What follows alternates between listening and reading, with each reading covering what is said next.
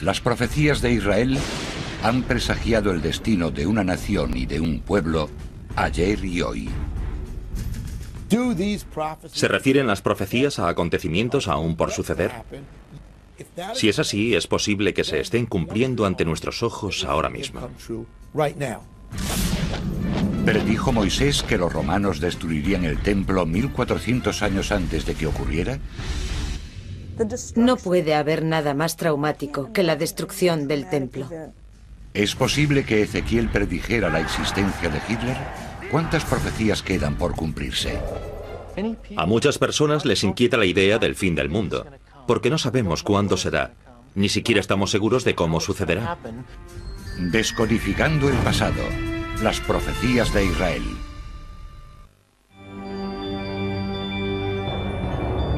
«1300 años antes de Cristo, los hijos de Israel están reunidos en las llanuras de Moab. Tras sobrevivir a 400 años de esclavitud en Egipto y 40 años vagando por el desierto, se disponen a entrar en la tierra de Canaán. Es la tierra que les había sido prometida en el Antiguo Testamento.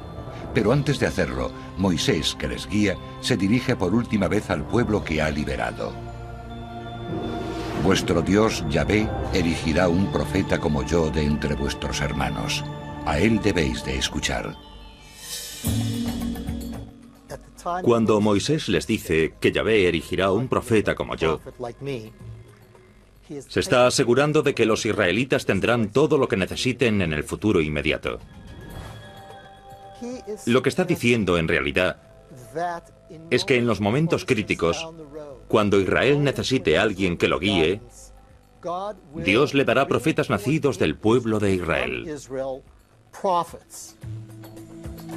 Los eruditos de la religión creen que Moisés fue el profeta más grandioso del Antiguo Testamento. Moisés advierte a su pueblo sobre su futuro. Para los eruditos, lo más intrigante de esta profecía es que podría estar anunciando la venida de Jesús 1300 años más tarde. En el Deuteronomio, capítulo 18, versículos 18 y 19, Moisés dice a su pueblo lo que Dios le había confiado. «Y pondré mis palabras en boca de él, quien les hablará todo lo que yo le ordene. Y acaecerá que el hombre que no escuche mis palabras, que el profeta pronunciará en mi nombre, yo le pediré cuentas de ello». Durante la vida de Jesús, muchas veces la gente iba y le preguntaba si él era el profeta. Creo que lo que querían en realidad saber era si era el profeta con mayúscula, aquel que había sido profetizado muchos años antes en el Deuteronomio, capítulo 18, versículos 15 y 18. A mi juicio, Jesús encarnó aquella profecía. La cristiandad entiende que se refiere a Jesús y que era un profeta como Moisés. El Islam entiende que se refiere a Mahoma y que él era un profeta como Moisés. ¿Estaba Moisés hablando de un solo profeta o estaba diciendo lo que parece haberse cumplido, que Israel tendría muchos profetas que aseguraban hablar en el nombre de Dios? Todos estos profetas parecen coincidir con un mensaje. Claman para que las personas mejoren su conducta y su mundo, al tiempo que advierten de las consecuencias que tendrán las acciones buenas o malas, y si no cumplimos con nuestras obligaciones.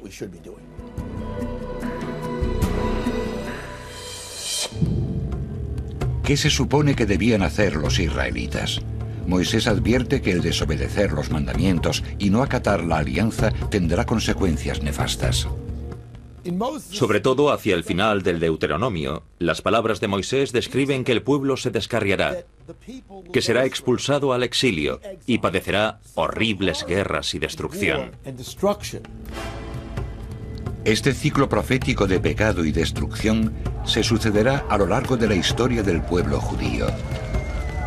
Es la base de la mayoría de las escrituras proféticas del Antiguo Testamento, que están recogidas en los 17 libros de los profetas, como son Jeremías, Isaías, Ezequiel y Daniel.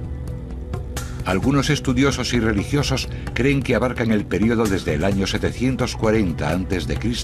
hasta el 70 después de Cristo, y que incluyen la primera y segunda destrucción del Templo de Jerusalén. Parece deducirse que el destino de Israel y las profecías que lo anuncian están ligados a la alianza de Dios con Moisés y los israelitas en el monte Sinaí. La alianza del Sinaí acontece después de que Dios hubiese guiado a los israelitas fuera de Egipto. Cuando los libera de la esclavitud y los saca de Egipto para guiarles hacia la tierra prometida, el pueblo de Israel está obligado a cumplir determinadas condiciones. Los pequeños problemas de la convivencia cotidiana han de resolverse adecuadamente. Así debe ser tal y como manda la alianza.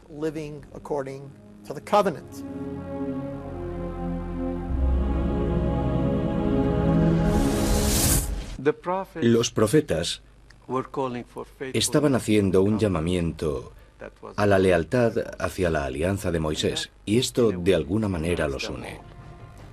De modo que acatar la alianza se recompensaría y desobedecerla se castigaría. Con frecuencia se juzga la importancia de una profecía según se haya cumplido o no.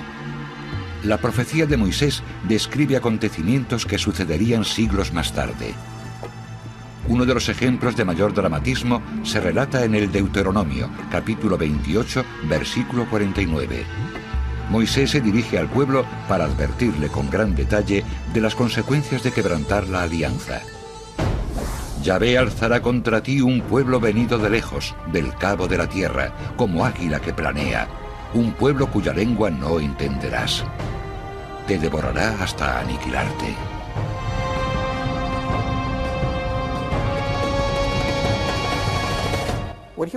Con este versículo está advirtiendo al pueblo de Israel de que puede estar seguro de que si no acata las condiciones de la alianza, habrá consecuencias y que las consecuencias serán muy duras. Entre ellas estaría la destrucción de su país.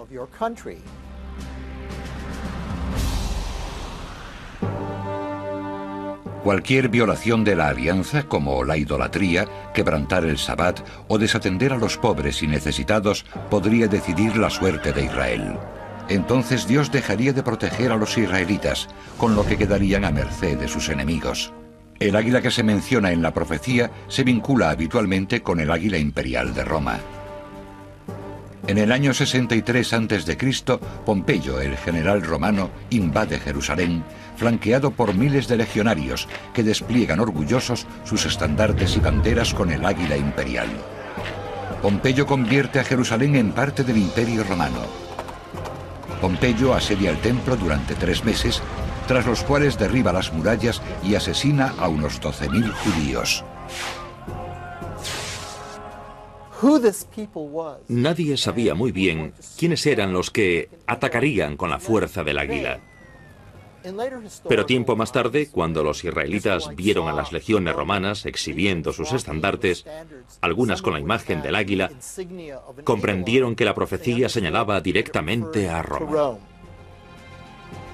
Entre las tropas se encuentran soldados de todos los confines del imperio, muchos de los cuales hablaban en lenguas desconocidas para los judíos.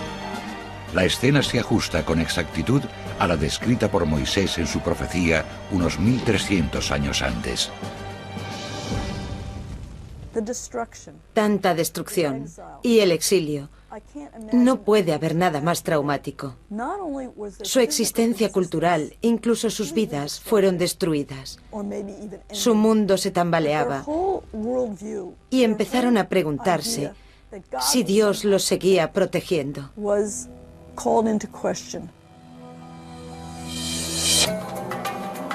Para los profetas de Israel es clave la dualidad de Dios como protector y castigador. Es especialmente importante para Amós, un humilde pastor que había escuchado la llamada divina y que presagiaría el fatal destino de Jerusalén, la ciudad santa. Este profeta defendía apasionadamente que la sucesión de acontecimientos adversos desembocarían en la horripilante destrucción de Jerusalén.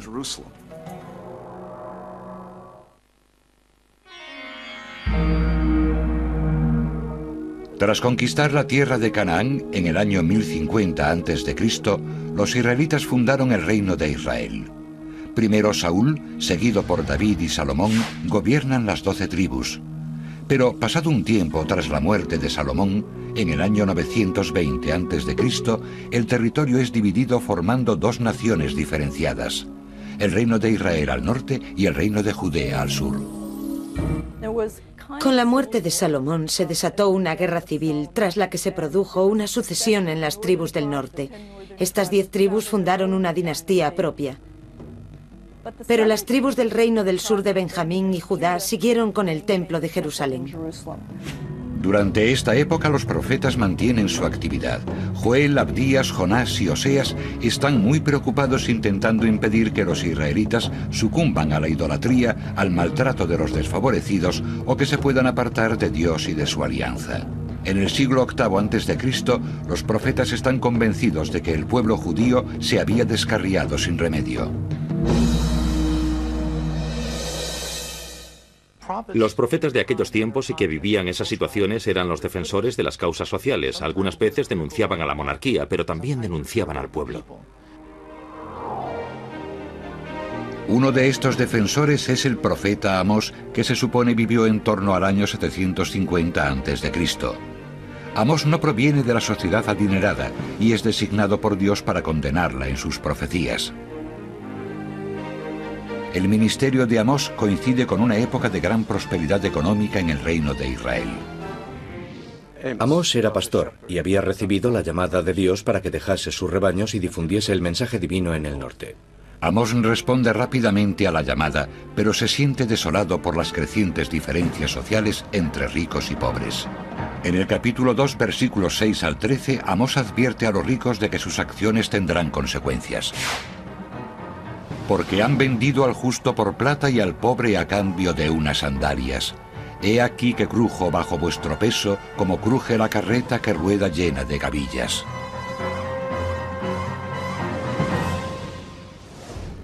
Lo que buscaba el profeta era lograr que las personas fueran más bondadosas ya, y que empezaran a ocuparse de los pobres ya.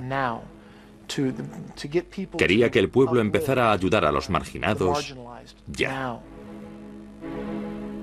Pero la profecía más grave de Amós es que el reino de Israel será destruido si no cambia su rumbo.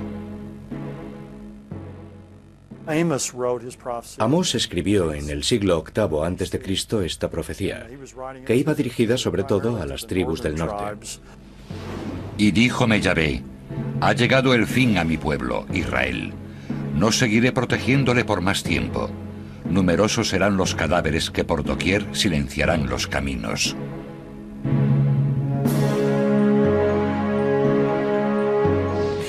Este profeta estaba firmemente convencido de que, como consecuencia de nuestras acciones, todo lo que estaba ocurriendo, los acontecimientos que se sucedían, desembocarían en la horripilante destrucción de Jerusalén.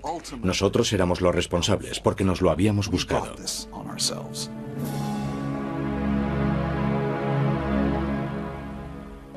Entre el 735 y el 700 a.C., otro profeta, Miqueas, ve que en Judea, el reino del sur, ocurren las mismas maldades e injusticias que había denunciado Amós en Israel, el reino del norte.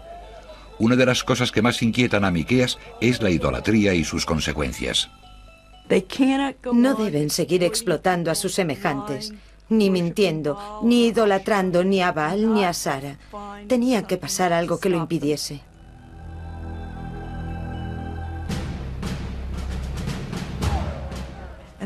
Lo que pasará es que sufrirán en sus propias carnes lo que están padeciendo otros, la diáspora. Serán invadidos y aniquilados por ejércitos extranjeros. Miqueas predica y profetiza en Jerusalén, la capital de Judea, el hogar del templo de Salomón. Critica el sistema que mantiene el templo con sus sacerdotes y sus recaudaciones económicas y vaticina su destrucción.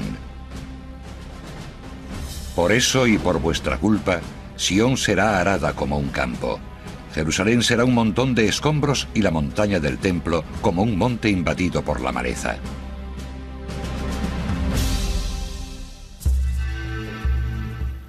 El templo judío era el centro de la vida judía. Todo se construía alrededor del templo. Todas las oraciones se dirigían hacia el templo, de manera que el templo se convirtió en la manifestación profética de Dios para con la nación. La historia nos ha demostrado que las funestas profecías de Amós y de Miqueas se cumplieron. El reino de Asiria invade Israel en el 722 a.C. y destruye su capital, Samaria, menos de 40 años después de la profecía de Amós. La ferocidad que muestran los asirios hacia los grupos que los atacaban o que les hacían frente se manifiesta claramente en los bajorrelieves que ellos mismos dibujaban y tallaban en los muros palaciegos. Aparte del destierro, empleaban otras técnicas de represalia como el empalamiento. Apresaban a los habitantes de mayor rango social y los dejaban caer sobre palos afilados.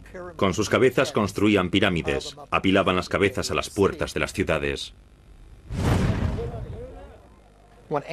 Amós y Miqueas presagiaban que el final sería inminente cuando los asirios los invadiesen.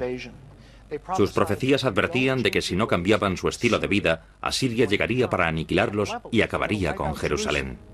Parece evidente que la profecía de Miqueas sobre la destrucción del templo también se cumplió. En el 587 a.C., unos 150 años después de pronunciar sus palabras, los babilonios, bajo las órdenes del rey Nabucodonosor II, tomaron Jerusalén al asalto, destruyendo el templo y desterrando una vez más a los judíos. A menudo el pueblo hace caso omiso a los mensajes de los profetas. Así, el castigo de las tribus del sur de Judea llegó a manos de los babilonios, y el de las tribus del norte a manos de los asirios. Y todo porque el pueblo no acató la llamada de Dios que hablaba por boca de sus profetas. Aunque los profetas predicen el destino fatal de los israelitas, también ofrecen la promesa de la futura redención. Amós, en el capítulo 9, profetiza sobre el renacimiento de Israel. Repatriaré a los cautivos de mi pueblo y reedificarán las ciudades demolidas y las habitarán. Plantaré a Israel en su propia tierra y nunca serán arrancados de su territorio que yo les había dado.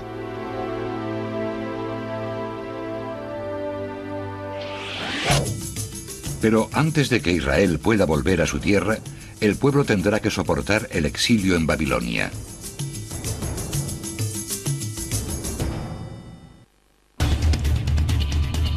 Incluso antes de ver la destrucción del reino del norte, Israel, causada por los asirios en el año 722 a.C., los profetas de Judea anunciaron que el reino del sur correría la misma suerte. Pero en esta ocasión no sería la amenaza de los asirios, sino la de los babilonios, los peores enemigos de Israel.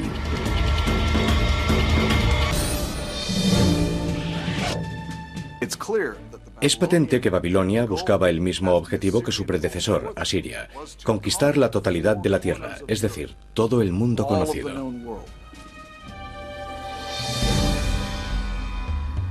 Uno de los profetas más importantes durante la época de la creciente amenaza de la invasión de Babilonia es Isaías.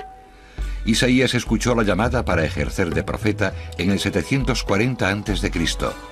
Judea prospera como nación, pero Isaías advierte que un desastre está en ciernes. ¡Ay de la nación pecadora, del pueblo cargado de culpas! Vuestro país está desolado, vuestras ciudades quemadas a fuego, vuestro suelo ante vosotros es devorado por extranjeros. La desolación es total, los extranjeros no dejarán nada en pie.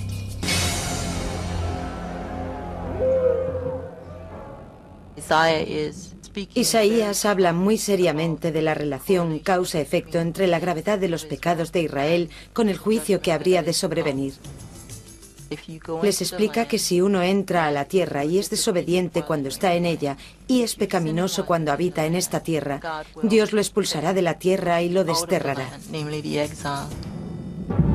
Pero mientras Isaías profetizaba y prevenía a los israelitas, también lo hacía sobre la destrucción de sus enemigos, aclarando que la tierra les sería devuelta. Y será Babilonia la gala de los reinos, como el desastre causado por Dios en Sodoma y Gomorra. No será jamás habitada ni poblada de generación en generación.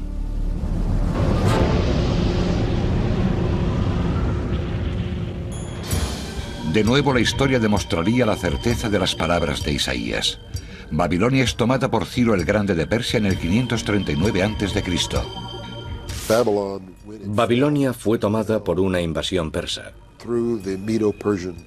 No se trataba de un asalto militar, sino que capturaron la ciudad y la integraron en el imperio persa.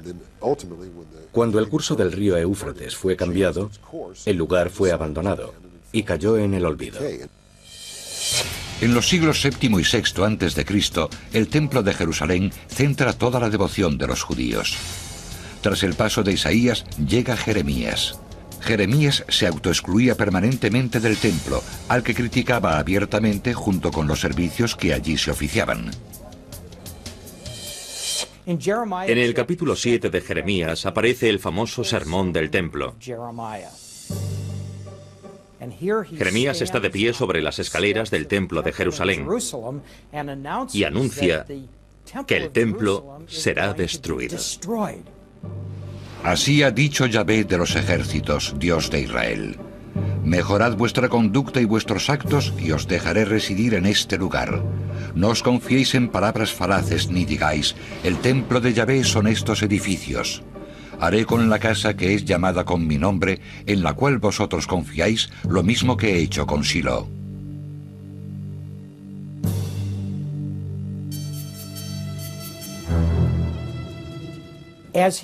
Cuando anuncia estos sucesos, está recordando al pueblo lo que había pasado con otro templo anterior, el de la ciudad de Shilo.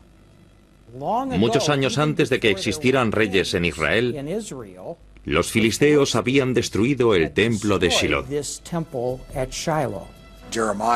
Jeremías es mucho más crítico que Isaías y constantemente arremete contra la sociedad de Jerusalén. Estaba convencido de que la sociedad de Jerusalén estaba equivocada. Pensaba que eran demasiado arrogantes, que se creían poderosos y autosuficientes, en el sentido de que podían hacer lo que quisieran, porque estaban avalados eternamente por el mismo Dios de Israel. Jeremías cargaba contra ellos, explicando que los avales eternos no existían y que tarde o temprano iban a tener que rendir cuentas. Las gentes de la ciudad de Jerusalén y sus alrededores pensaban que el templo era maravilloso. Cuando aparece Jeremías y se pone a criticar el templo, es recibido con hostilidad y la gente no tarda en echarle de la ciudad.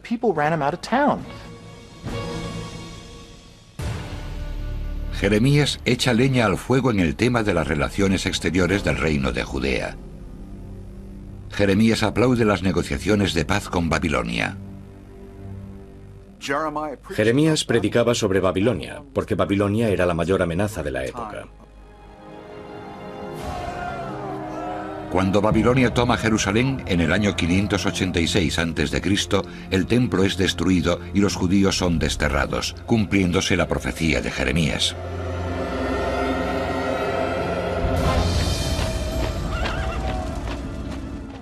El templo fue destruido y de pronto Jeremías se convierte en el profeta verdadero.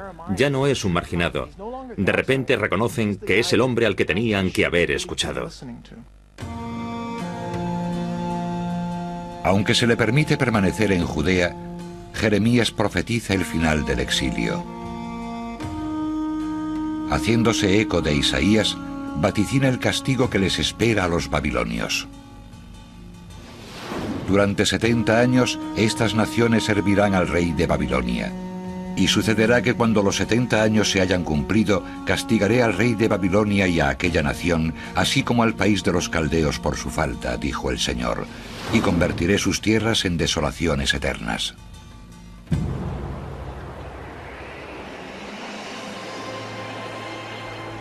La profecía que dirige Jeremías a los judíos desterrados es la promesa de un Salvador, el Mesías. He aquí que vienen los días en que suscitaré a David un vástago justo, y reinará como rey, y obrará con cordura, y practicará derecho y justicia en el país. En sus días será salvada Judá, e Israel morará en seguridad. La mayoría de los profetas llegaban con advertencias, mensajes para que el pueblo se arrepintiese. Pero la mayoría de los profetas también terminan sus palabras con una promesa de redención, porque la venida del Mesías les procuraría la esperanza de un futuro mejor. El pueblo judío no cree que el Mesías haya llegado, pero Para los cristianos el Mesías fue encarnado por Jesús. En su capítulo 23, Jeremías habla de un vástago justo o rey que ha de venir para reinar con justicia y cordura. Es una clara alusión al Mesías. Pero a mi juicio no es lo que hizo el Mesías en su ministerio terrenal. De hecho, sufrió el rechazo de su propio pueblo y fue crucificado. De modo que, a mi juicio, está relacionado con el retorno o segundo advenimiento del Mesías, cuando vendrá para gobernar y reinar sobre la totalidad de la tierra.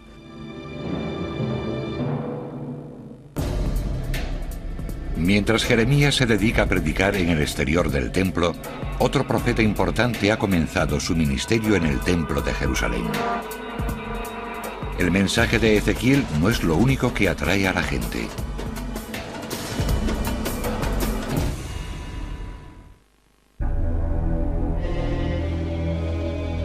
Durante las décadas que precedieron a los destierros de Babilonia, el primero de ellos en el 597 y el segundo en el 586 a.C., muchos ciudadanos de Judá practican religiones paganas y dejan de financiar el templo. La consecuencia es que el templo de Jerusalén es desatendido y abandonado.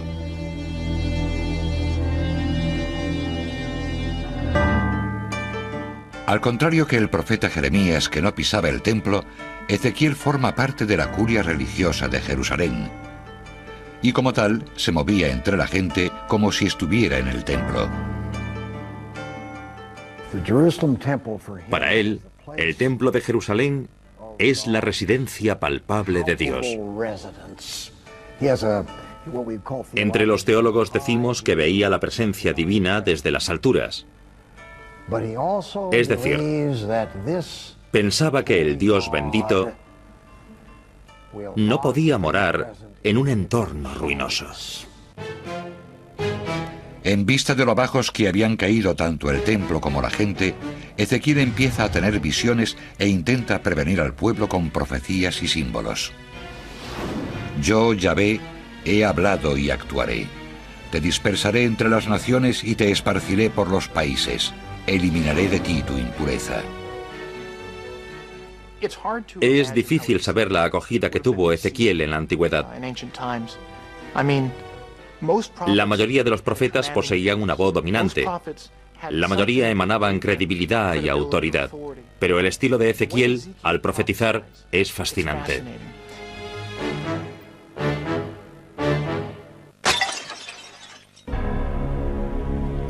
Sin embargo, al igual que sucediera con Isaías y Jeremías antes que él, las palabras de Ezequiel caen en saco roto. Nadie hace caso de sus advertencias y, para desgracia de los israelitas, la profecía se cumple. En el 597 a.C., los babilonios saquean Jerusalén y trasladan a muchos de los ciudadanos más destacados y líderes religiosos hacia su destierro en Babilonia.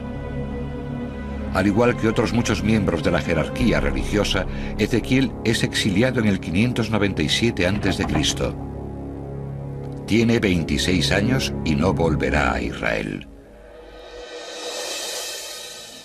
Con el tiempo, el tono de sus profecías sufre un cambio. Ezequiel tiene que ocuparse de la desilusión de la gente. Después de todo, eran el pueblo de Dios y comenzaban a preguntarse por qué entonces estaban viviendo en el destierro. La cuestión era que tal vez no habían practicado la fe verdadera y surgió un choque entre sus creencias y sus vivencias. Parte del trabajo de Ezequiel es intentar resolver este tema. Entonces Dios habla con Ezequiel y le ordena ser la voz de la esperanza para su pueblo. Os retiraré de entre las naciones y os congregaré de todos los países y os conduciré a vuestra tierra. Algunos estudiosos de la Biblia se preguntan si la profecía de Ezequiel se ajusta a su época o si de lo contrario se habría cumplido más tarde. El principio del versículo 24 del capítulo 36 de Ezequiel es importantísimo, porque es el reagrupamiento de Israel. Hay que señalar lo que dice, que están siendo congregados de otros muchos países y de muchas naciones. De hecho, todos retornan de alguna parte, pero hasta la era contemporánea no se produce el retorno desde Roma en el año 1948, cuando se forma una nación. Entonces empiezan a regresar los judíos que estaban dispersados en muchos países. Es probable que la predicción más famosa de Ezequiel sea la del reagrupamiento de los judíos desterrados. Es la profecía de los huesos secos. Profeticé pues como se me había mandado, y el Espíritu penetró en ellos. Cobraron vida y se alzó un vasto ejército. Entonces se me dijo, Hijo del hombre, son estos huesos toda la nación de Israel. La profecía de los huesos secos, de Ezequiel 37, versículos 10 a 12, es una imagen muy conocida de las diversas partes del cuerpo. Un esqueleto completamente seco que es recubierto con músculos y tendones, y que finalmente recibe el hálito vital. He aquí que dicen, se han secado nuestros huesos, se ha desvanecido nuestra esperanza, es el fin para nosotros. Por tanto, profetiza y diles, así ha dicho Yahvé, he aquí que yo abriré vuestras tumbas y os haré salir de vuestros sepulcros. Os conduciré de nuevo a la tierra de Israel. A mi juicio, y teniendo en cuenta los acontecimientos de la era moderna, es cierto que Israel ha regresado, ha resucitado de la muerte. Estaba esparcida entre otras naciones porque no existía como una nación, Israel como ahora. Por tanto, los huesos fueron reagrupados. La esencia de la profecía de Ezequiel es el perdón y el renacer, porque Dios devolverá lo que una vez había quitado al pueblo judío. Hay quien opina que Ezequiel y Daniel el profeta fueron contemporáneos durante el destierro en Babilonia. Es posible que Daniel fuera uno de los primeros ciudadanos de Judá que los babilonios se llevaron por la fuerza en el 605 a.C. El libro de Daniel está compuesto por historias cuyo fin era favorecer que los fieles, sobre todo los exiliados, permaneciesen leales a Yahvé y que rindieran culto a Dios a pesar de estar desterrados. Debían respetar el Sabbat y observar la dieta judía. Procediendo de esta manera, los judíos pudieron mantener su identidad propia en el exilio. Pero Daniel también tiene visiones oscuras. En el libro de Daniel, capítulo 9, versículo 26, el profeta explica que en el futuro alguien gobernará el pueblo de Israel y destruirá Jerusalén y el templo.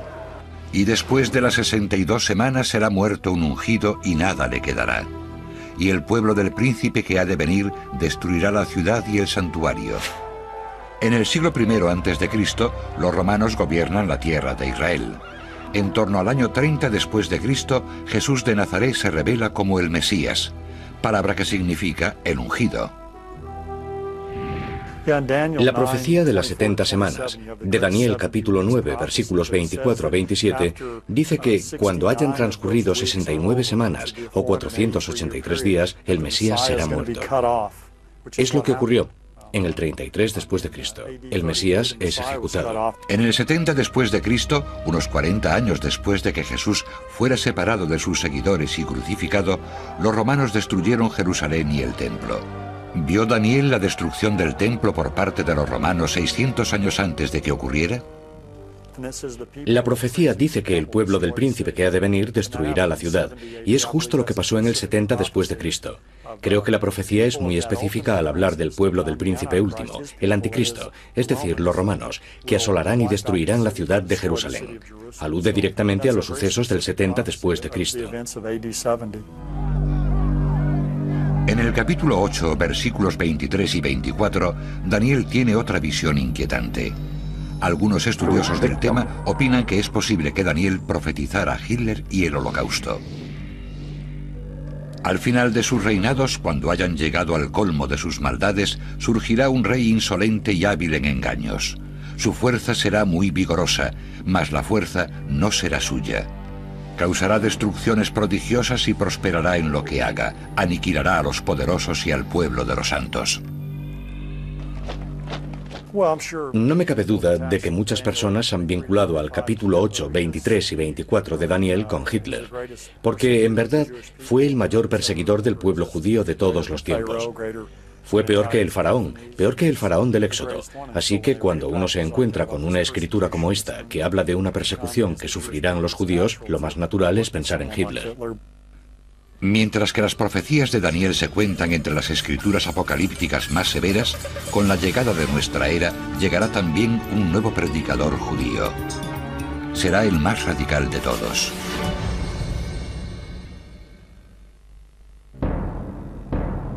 Durante el siglo I de nuestra era, la tierra de Israel vive tiempos tumultuosos.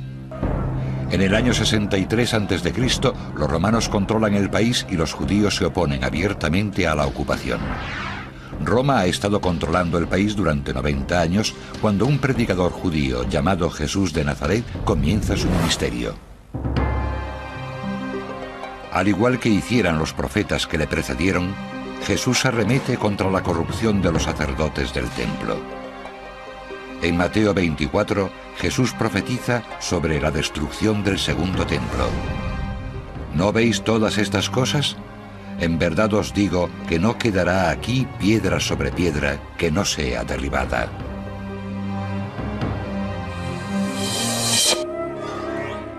Nadie puede aparecer de repente y ponerse a criticar aquello por lo que la gente siente cariño, porque será rechazado. Sabedor de la inestabilidad política que reinaba en el país, Jesús también profetiza que Jerusalén será destruida por los gentiles, los no judíos.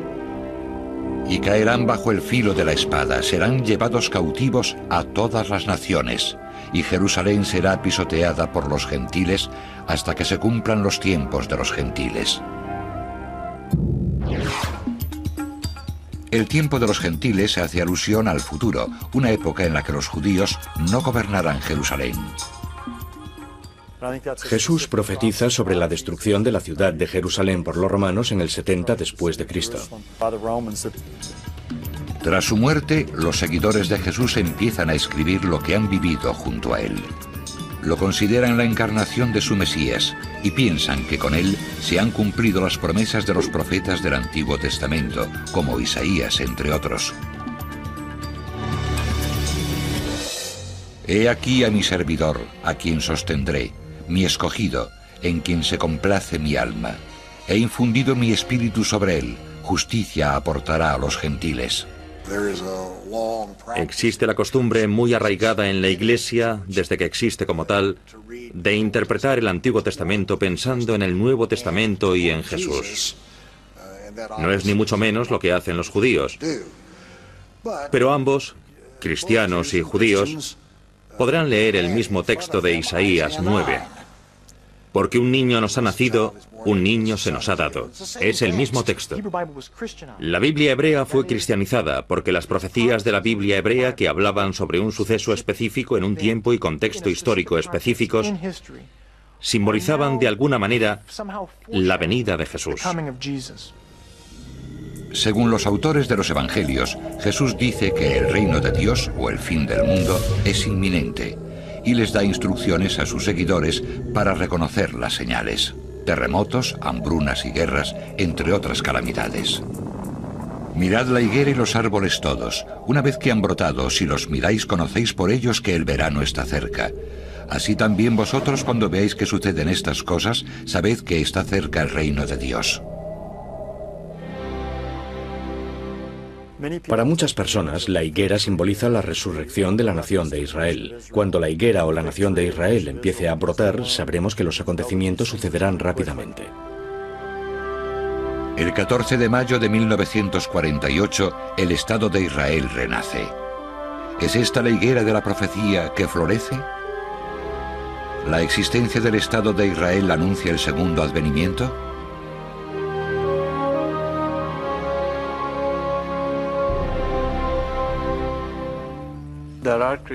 Para algunos cristianos, el Estado de Israel tiene que existir antes de que llegue el reino de Dios.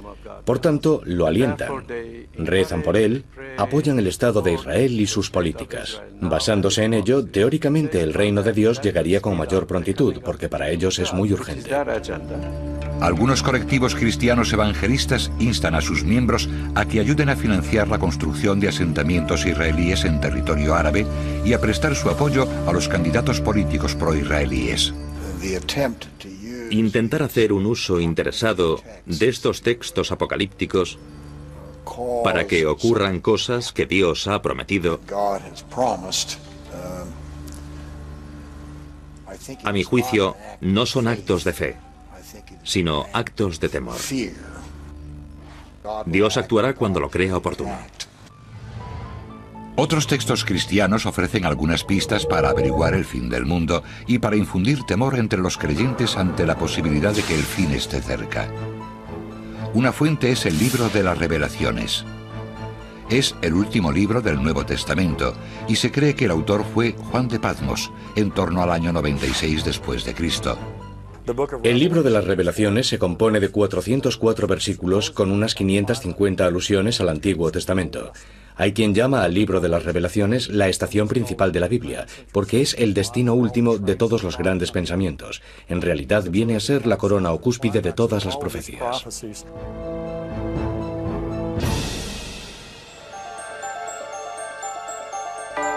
Para muchos cristianos evangélicos, la otra señal del fin del mundo es la reconstrucción del Templo de Jerusalén, que se conoce como el Tercer Templo.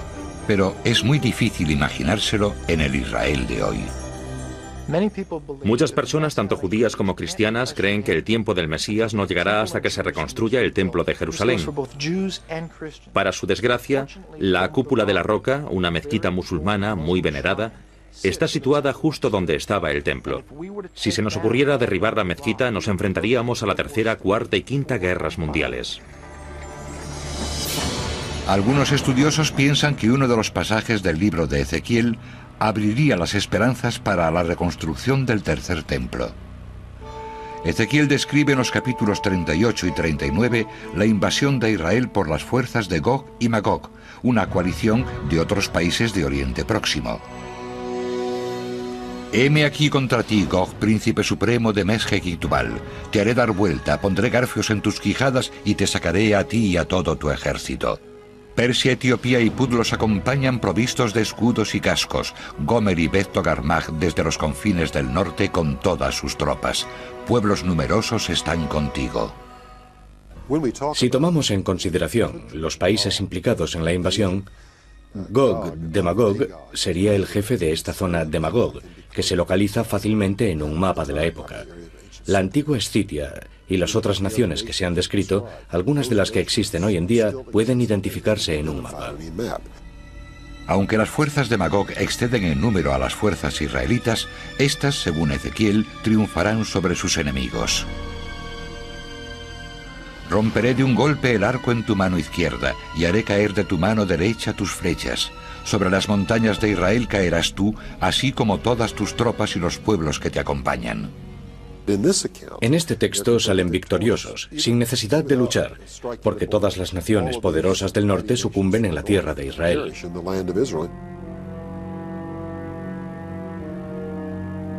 Hay quien piensa que si se cumple la profecía en el futuro, significará que Israel ha conseguido vencer a una masiva coalición de ejércitos musulmanes, con lo que será libre de reconstruir el templo sobre el monte. Pero no todos están de acuerdo con esta interpretación. Ni los eruditos judíos, ni los eruditos cristianos tienen la capacidad de adelantar la llegada del Mesías con sus acciones. Entiendo que no es fe, sino una manipulación ideológica. La gente quiere saber más sobre el final. Es importante porque habrá un juicio. A mucha gente le inquieta pensar que ha de llegar el fin del mundo, porque no sabemos cuándo será, ni siquiera sabemos cómo ocurrirá. El mensaje del Nuevo Testamento es que no hay nada que temer mientras nuestras vidas sean virtuosas. Puede ser un juego muy peligroso intentar relacionar determinados acontecimientos históricos con determinadas profecías. Personalmente no creo que la Biblia cite determinados sucesos como el 11 de septiembre o el Holocausto, ni la formación de un Estado de Israel moderno. Las personas que intentan pronosticar el fin del mundo pueden estar equivocándose, porque se dice con toda claridad en el Nuevo Testamento que nadie, salvo Dios, sabe cuándo llegará el fin del mundo.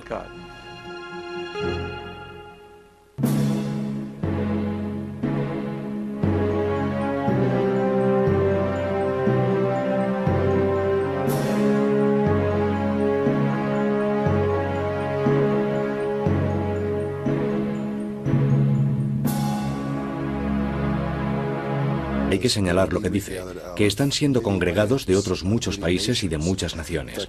De hecho, todos retornan de alguna parte. Pero hasta la era contemporánea no se produce el retorno desde Roma en el año 1948, cuando se forma una nación.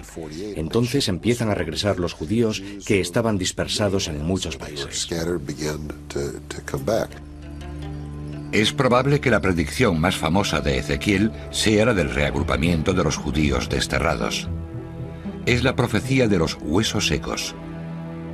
Profeticé pues como se me había mandado, y el Espíritu penetró en ellos. Cobraron vida y se alzó un vasto ejército. Entonces se me dijo, Hijo del hombre, son estos huesos toda la nación de Israel. La profecía de los huesos secos, de Ezequiel 37, versículos 10 a 12, es una imagen muy conocida de las diversas partes del cuerpo. Un esqueleto completamente seco que es recubierto con músculos y tendones y que finalmente recibe el hálito vital. He aquí que dicen, se han secado nuestros huesos, se ha desvanecido nuestra esperanza, es el fin para nosotros.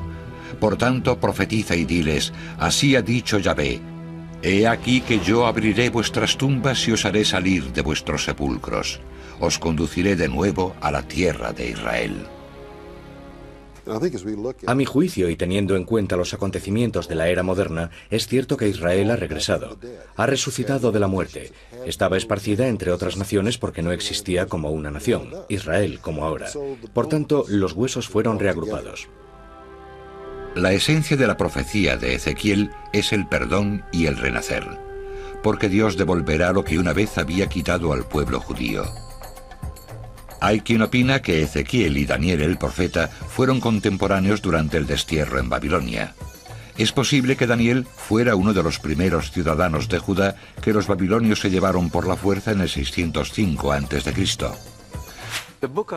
El libro de Daniel está compuesto por historias cuyo fin era favorecer que los fieles, sobre todo los exiliados, permaneciesen leales a Yahvé y que rindieran culto a Dios a pesar de estar desterrados.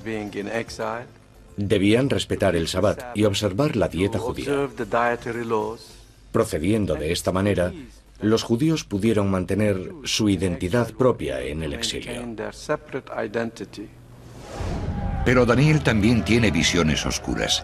En el libro de Daniel, capítulo 9, versículo 26, el profeta explica que en el futuro alguien gobernará el pueblo de Israel y destruirá Jerusalén y el templo. Y después de las 62 semanas será muerto un ungido y nada le quedará. ¿Y el pueblo del príncipe? La profecía dice que el pueblo del príncipe que ha de venir destruirá la ciudad, y es justo lo que pasó en el 70 después de Cristo. Creo que la profecía es muy específica al hablar del pueblo del príncipe último, el anticristo, es decir, los romanos, que asolarán y destruirán la ciudad de Jerusalén. Alude directamente a los sucesos del 70 después de Cristo. En el capítulo 8, versículos 23 y 24, Daniel tiene otra visión inquietante. Algunos estudiosos del tema opinan que es posible que Daniel profetizara a Hitler y el Holocausto. Al final de sus reinados, cuando hayan llegado al colmo de sus maldades, surgirá un rey insolente y hábil en engaños. Su fuerza será muy vigorosa, mas la fuerza no será suya. Causará destrucciones prodigiosas y prosperará en lo que haga. Aniquilará a los poderosos y al pueblo de los santos.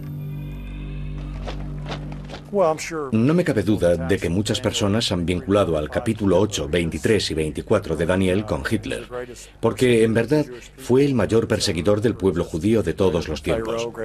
Fue peor que el faraón del Éxodo. Así que cuando uno se encuentra con una escritura como esta, que habla de una persecución que sufrirán los judíos, lo más natural es pensar en Hitler. Mientras que las profecías de Daniel se cuentan entre las escrituras apocalípticas más severas, con la llegada de nuestra era llegará también un nuevo predicador judío. será el más radical de todos.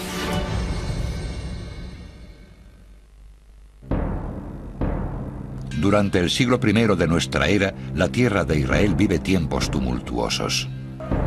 En el año 63 a.C., los romanos controlan el país y los judíos se oponen abiertamente a la ocupación. Roma ha estado controlando el país durante 90 años cuando un predicador judío llamado Jesús de Nazaret comienza su ministerio. Al igual que hicieran los profetas que le precedieron, Jesús arremete contra la corrupción de los sacerdotes del templo. En Mateo 24, Jesús profetiza sobre la destrucción del segundo templo. ¿No veis todas estas cosas? En verdad os digo que no quedará aquí piedra sobre piedra que no sea derribada.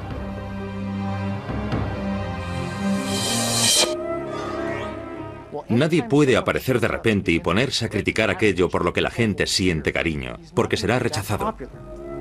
Sabedor de la inestabilidad política que reinaba en el país, Jesús también profetiza que Jerusalén será destruida por los gentiles, los no judíos.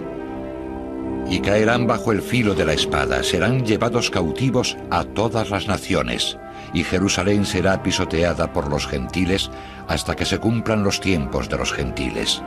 Consecuencia de nuestras acciones, todo lo que estaba ocurriendo, los acontecimientos que se sucedían, desembocarían en la horripilante destrucción de Jerusalén. Nosotros éramos los responsables porque nos lo habíamos buscado.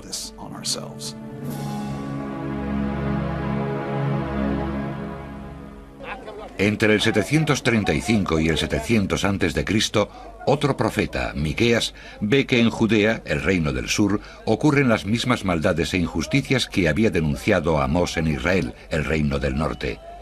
Una de las cosas que más inquietan a Miqueas es la idolatría y sus consecuencias. No deben seguir explotando a sus semejantes, ni mintiendo, ni idolatrando ni a Baal ni a Sara. Tenía que pasar algo que lo impidiese.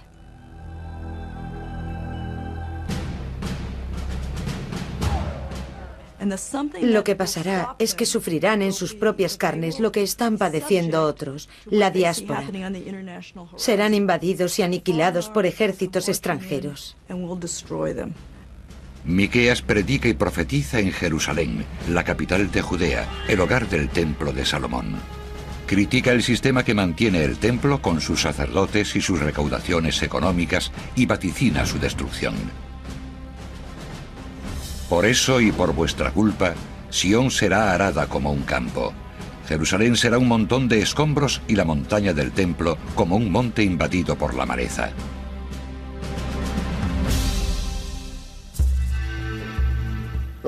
El templo judío era el centro de la vida judía. Todo se construía alrededor del templo. Todas las oraciones se dirigían hacia el templo, de manera que el templo se convirtió en la manifestación profética de Dios para con la nación.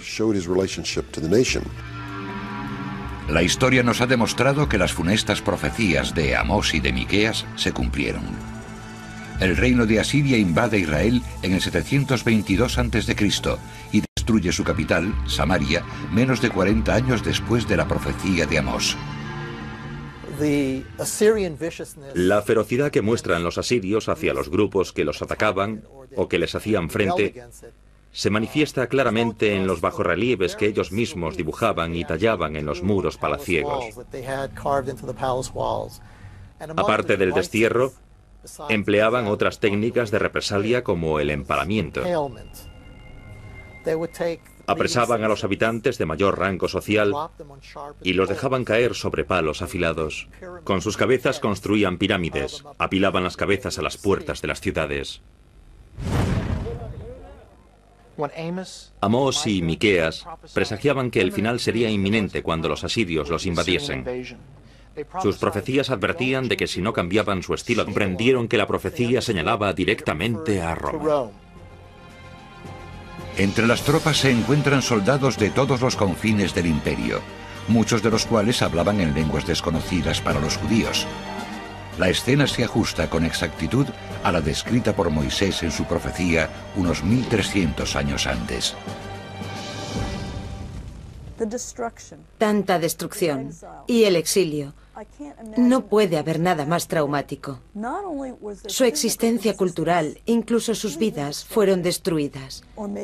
Su mundo se tambaleaba y empezaron a preguntarse si Dios los seguía protegiendo.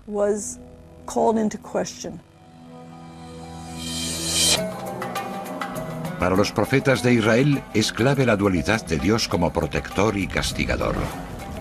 Es especialmente importante para Amós, un humilde pastor que había escuchado la llamada divina y que presagiaría el fatal destino de Jerusalén, la ciudad santa. Este profeta defendía apasionadamente que la sucesión de acontecimientos adversos desembocarían en la horripilante destrucción de Jerusalén.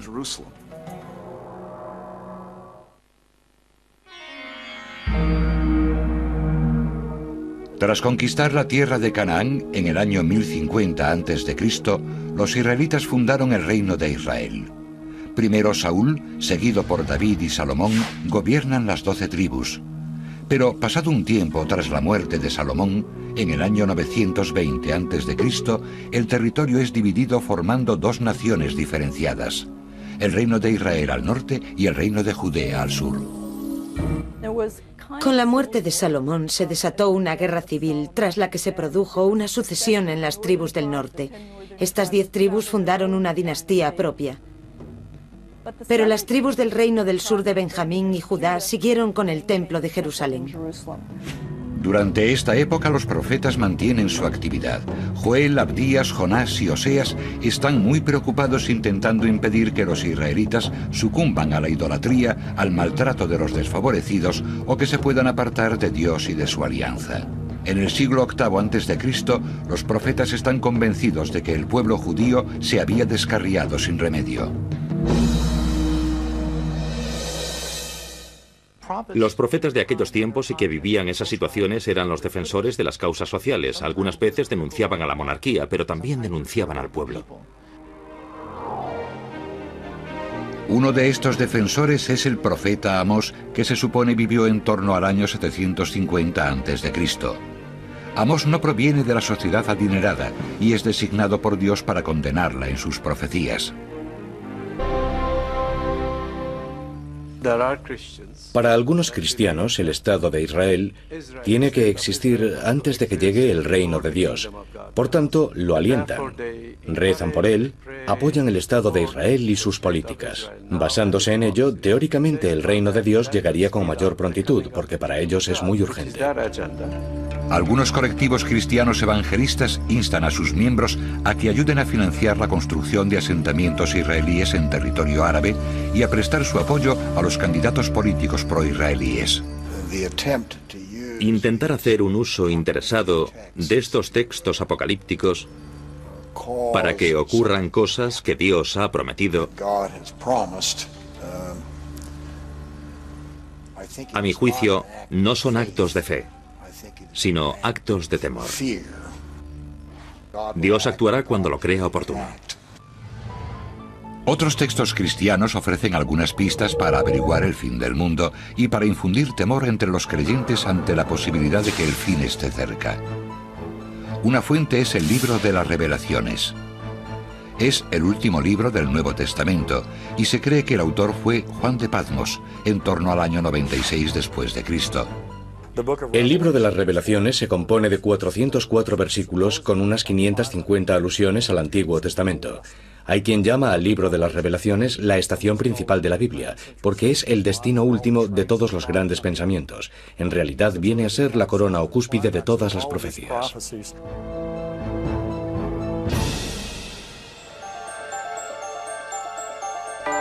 Para muchos cristianos evangélicos, la otra señal del fin del mundo es la reconstrucción del Templo de Jerusalén, que se conoce como el Tercer Templo. Pero es muy difícil imaginárselo en el Israel de hoy.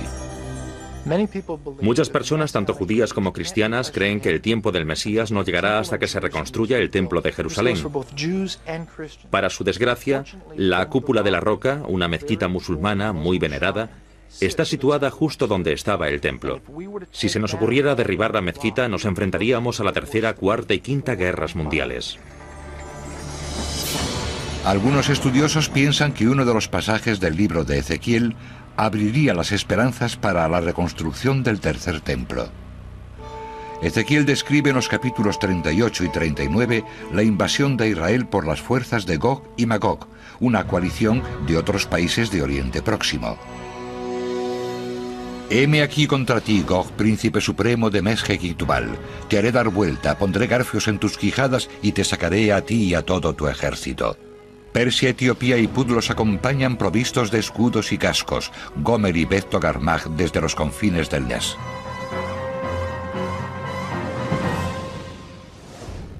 Lo que buscaba el profeta era lograr que las personas fueran más bondadosas ya y que empezaran a ocuparse de los pobres ya.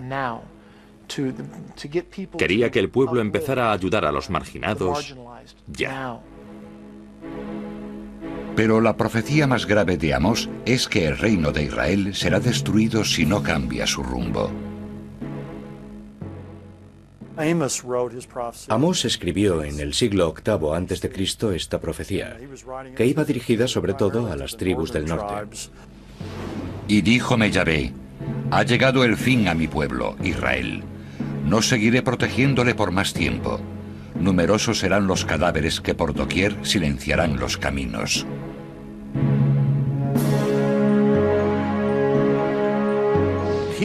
Este profeta estaba firmemente convencido de que, como consecuencia de nuestras acciones, todo lo que estaba ocurriendo, los acontecimientos que se sucedían, desembocarían en la horripilante destrucción de Jerusalén. Nosotros éramos los responsables, porque nos lo habíamos buscado.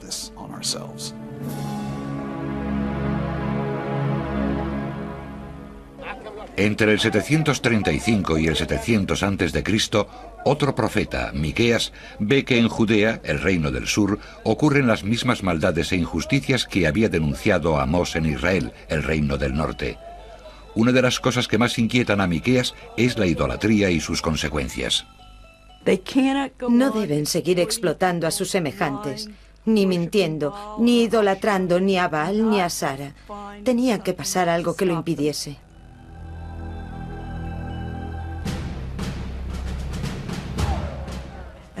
Lo que pasará es que sufrirán en sus propias carnes lo que están padeciendo otros, la diáspora.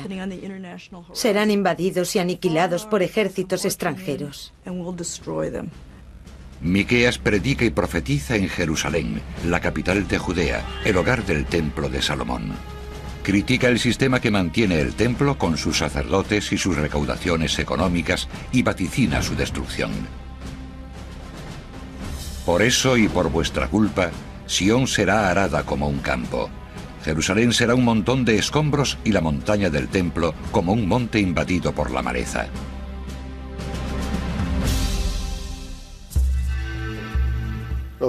El templo judío era el centro de la vida judía. Todo se construía alrededor del templo. Todas las oraciones se dirigían hacia el templo, de manera que el templo se convirtió en la manifestación profética de Dios para con la nación. La historia nos ha demostrado que las funestas profecías de Amós y de Miqueas se cumplieron. Oso del Antiguo Testamento. Moisés advierte a su pueblo sobre su futuro. Para los eruditos, lo más intrigante de esta profecía es que podría estar anunciando la venida de Jesús 1300 años más tarde. En el Deuteronomio, capítulo 18, versículos 18 y 19, Moisés dice a su pueblo lo que Dios le había confiado. Y pondré mis palabras en boca de él, quien les hablará todo lo que yo le ordene. Y acaecerá que el hombre que no escuche mis palabras, que el profeta pronunciará en mi nombre, yo le pediré cuentas de ello. Durante la vida de Jesús, muchas veces la gente iba y le preguntaba si él era el profeta. Creo que lo que querían en realidad saber era si era el profeta con mayúscula, aquel que había sido profetizado muchos años antes en el Deuteronomio, capítulo 18, versículos 15 y 18. A mi juicio, Jesús encarnó aquella profecía. La cristiandad entiende que se refiere a Jesús y que era un profeta como Moisés. El Islam entiende que se refiere a Mahoma y que él era un profeta como Moisés. ¿Estaba Moisés hablando de un solo profeta ¿O estaba diciendo lo que parece haberse cumplido, que Israel tendría muchos profetas que aseguraban hablar en el nombre de Dios? Todos estos profetas parecen coincidir con un mensaje. Claman para que las personas mejoren su conducta y su mundo, al tiempo que advierten de las consecuencias que tendrán las acciones buenas o malas, y si no cumplimos con nuestras obligaciones.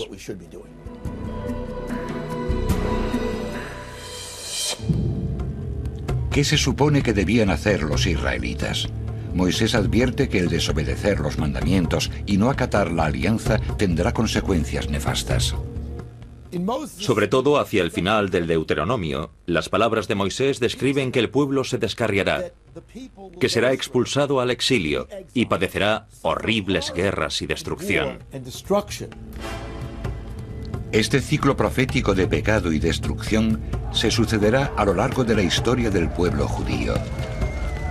Es la base de la mayoría de las escrituras proféticas del Antiguo Testamento, que están recogidas en los 17 libros de los profetas, como son Jeremías, Isaías, Ezequiel y Daniel. Algunos estudiosos y religiosos creen que abarcan el periodo desde el año 740 a.C.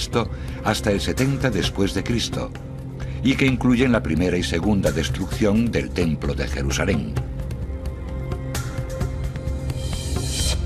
Parece deducirse que el destino de Israel y las profecías que lo anuncian están ligados a la alianza de Dios con Moisés y la venida de Jesús. Según los autores de los Evangelios, Jesús dice que el reino de Dios, o el fin del mundo, es inminente, y les da instrucciones a sus seguidores para reconocer las señales: terremotos, hambrunas y guerras, entre otras calamidades. Mirad la higuera y los árboles todos. Una vez que han brotado, si los miráis, conocéis por ellos que el verano está cerca. Así también vosotros, cuando veáis que suceden estas cosas, sabed que está cerca el reino de Dios. Para muchas personas, la higuera simboliza la resurrección de la nación de Israel. Cuando la higuera o la nación de Israel empiece a brotar, sabremos que los acontecimientos sucederán rápidamente. El 14 de mayo de 1948, el Estado de Israel renace. ¿Es esta la higuera de la profecía que florece? ¿La existencia del Estado de Israel anuncia el segundo advenimiento?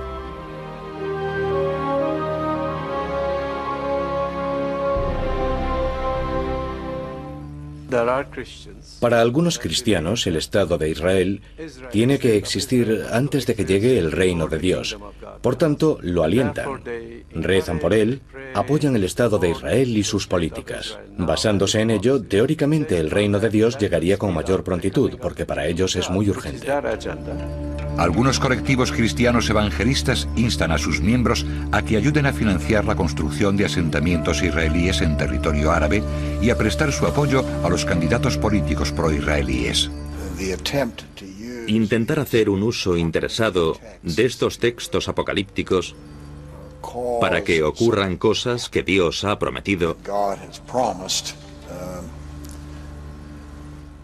a mi juicio, no son actos de fe, sino actos de temor. Dios actuará cuando lo crea oportuno. Otros textos cristianos ofrecen algunas pistas para averiguar el fin del mundo y para infundir temor entre los creyentes ante la posibilidad de que el fin esté cerca. Una fuente es el libro de las Revelaciones. Es el último libro del Nuevo Testamento y se cree que el autor fue Juan de Patmos, en torno al año 96 después de Cristo. El libro de las Revelaciones se compone de 404 versículos con unas 550 alusiones al Antiguo Testamento. Hay quien llama al libro de las Revelaciones la estación principal de la Biblia, porque es el destino último de todos los grandes pensamientos. En realidad viene a ser la corona o cúspide de todas las profecías.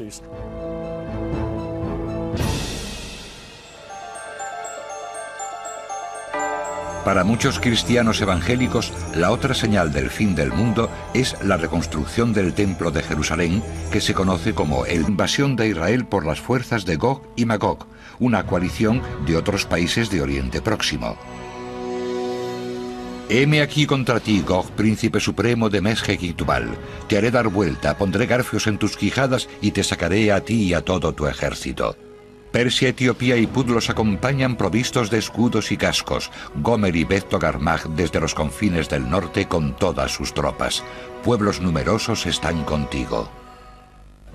Si tomamos en consideración los países implicados en la invasión, Gog de Magog sería el jefe de esta zona de Magog, que se localiza fácilmente en un mapa de la época. La antigua Escitia y las otras naciones que se han descrito, algunas de las que existen hoy en día, pueden identificarse en un mapa. Aunque las fuerzas de Magog exceden en número a las fuerzas israelitas, estas, según Ezequiel, triunfarán sobre sus enemigos. Romperé de un golpe el arco en tu mano izquierda y haré caer de tu mano derecha tus flechas. Sobre las montañas de Israel caerás tú, así como todas tus tropas y los pueblos que te acompañan. En este texto salen victoriosos, sin necesidad de luchar, porque todas las naciones poderosas del norte sucumben en la tierra de Israel.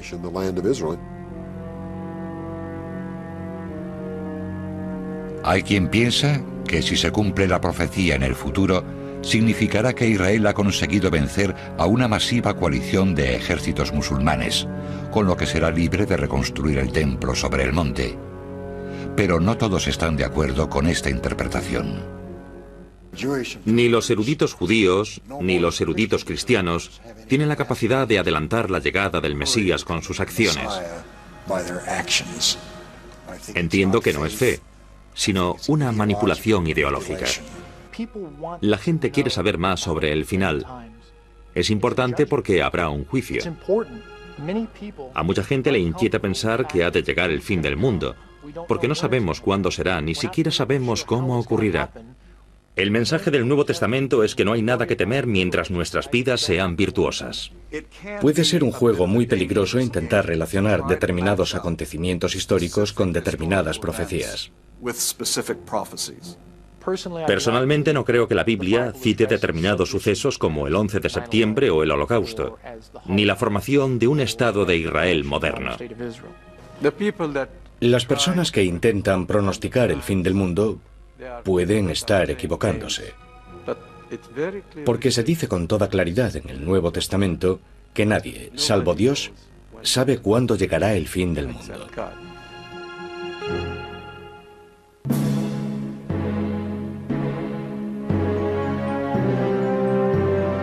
Races ni digáis, el templo de Yahvé son estos edificios.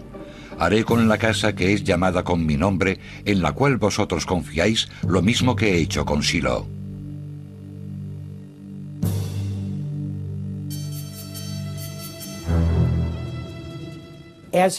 Cuando anuncia estos sucesos, está recordando al pueblo lo que había pasado con otro templo anterior, el de la ciudad de Shilo.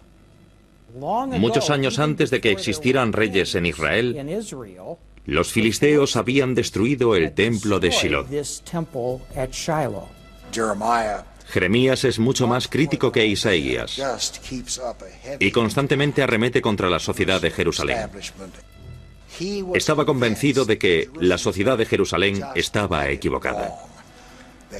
Pensaba que eran demasiado arrogantes, que se creían poderosos y autosuficientes, en el sentido de que podían hacer lo que quisieran, porque estaban avalados eternamente por el mismo Dios de Israel. Jeremías cargaba contra ellos, explicando que los avales eternos no existían y que tarde o temprano iban a tener que rendir cuentas. Las gentes de la ciudad de Jerusalén y sus alrededores pensaban que el templo era maravilloso. Cuando aparece Jeremías y se pone a criticar el templo, es recibido con hostilidad y la gente no tarda en echarle de la ciudad.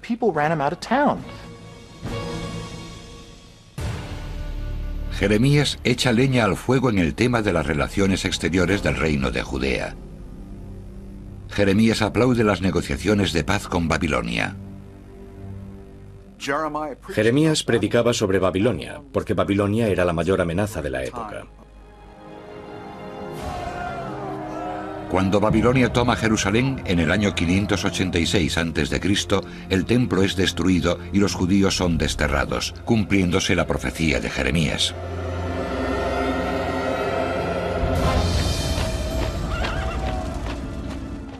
El templo fue destruido y de pronto Jeremías se convierte en el profeta verdadero. Ya no es un marginado. De repente reconocen que es el hombre al que tenían que haber escuchado. Aunque se le permite permanecer en Judea, Jeremías profetiza el final del exilio. Haciéndose eco de Isaías, vaticina el castigo que les espera a los babilonios. Durante 70 años, estas naciones servirán al rey de Babilonia. Y sucederá que cuando los 70 años se hayan cumplido, castigaré al rey de Babilonia y a aquella nación, así como al país de los caldeos por su falta, dijo el Señor, y convertiré sus tierras en desolaciones eternas.